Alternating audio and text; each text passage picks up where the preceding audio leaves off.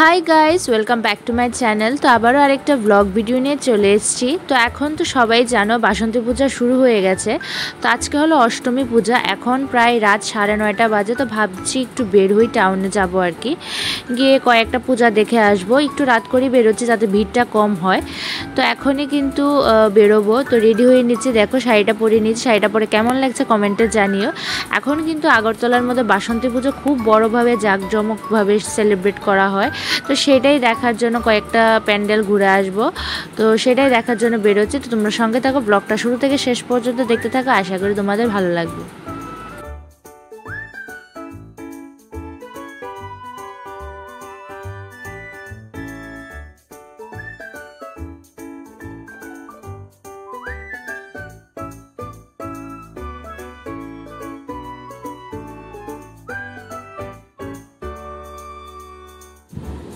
তো আমরা পুরোপুরি রেডি হয়ে গেছি, এখন চলো বেরোনো যাক। তো আমরা প্রথমে চলে এসেছি আমাদের বাড়ির যেটা সবচেয়ে সামনে শিবনগর মডার্ন ক্লাবের পুজোটা দেখার জন্য এসেছি। তো চলো ভিতরে যাওয়া যাক, আর তোমরাও কিন্তু দেখতে থাকো।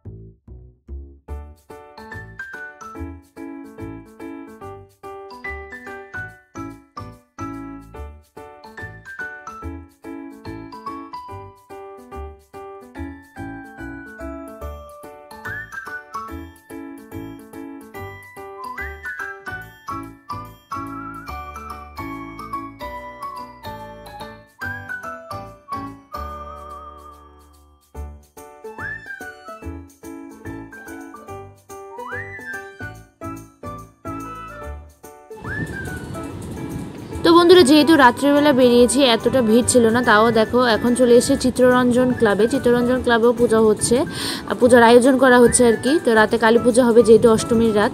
তো এখানে দেখো অনেক মেয়ে লোকই বসে আছে, আর প্রতিমাটা খুবই সুন্দর। তো চলো নেক্সট ডেস্টিনেশনে যাওয়া যাক। তো তারপর চলে এসেছি শান্তিপাড়া। আমরা যখন এসেছিলাম এখানে অর্কেস্ট্রার হচ্ছিল। তো এই যে শান্তিপাড়ার মূর্তি খুব সুন্দর হয়েছে, আর সামনে কিন্তু অর্কেস্ট্রার হচ্ছে।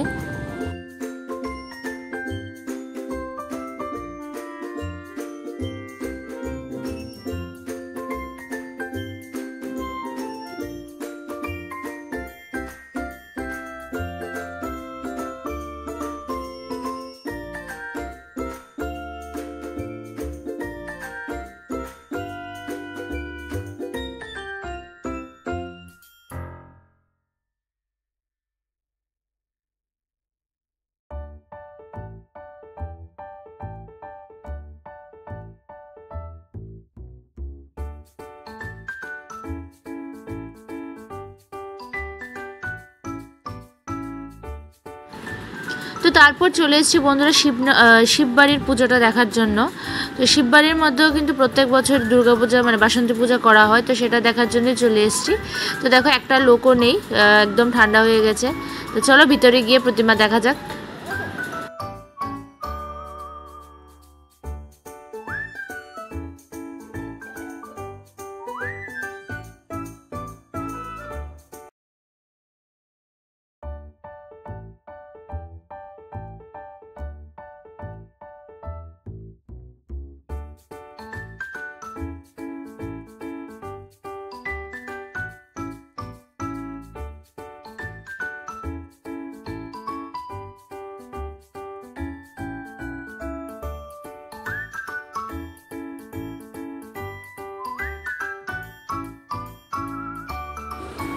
তো বন্ধুরা, চলে এসেছি মেলার মাঠ কালীবাড়ির পুজো দেখার জন্য। এখানেও একটা বাসন্তী পূজা হয়। তো চলো।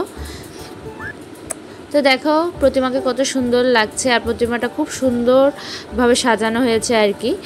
তো এখানে প্রসাদও দেওয়া হচ্ছিল। তো আমরা একটু আসতে দেরি করে ফেলেছি দেখে প্রসাদ নিতে আর পারিনি। তো খুব ভালো লাগছিলো এসে। আর রাস্তাঘাট দেখো বেশি একটা ভিড় নেই, ফাঁকা ফাঁকা হয়ে গেছে। তো এখন চলে যাব রাম ঠাকুর সঙ্গে, যেটা আমার বাড়ির একদমই পাশে। এই পুজোটা দেখবো, দেখে বাড়ি ফিরবো।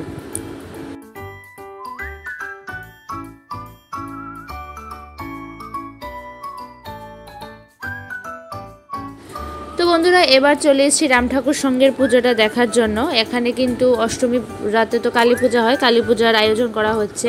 আর এখানকার প্রতিমাটাও খুব সুন্দর হয়েছে।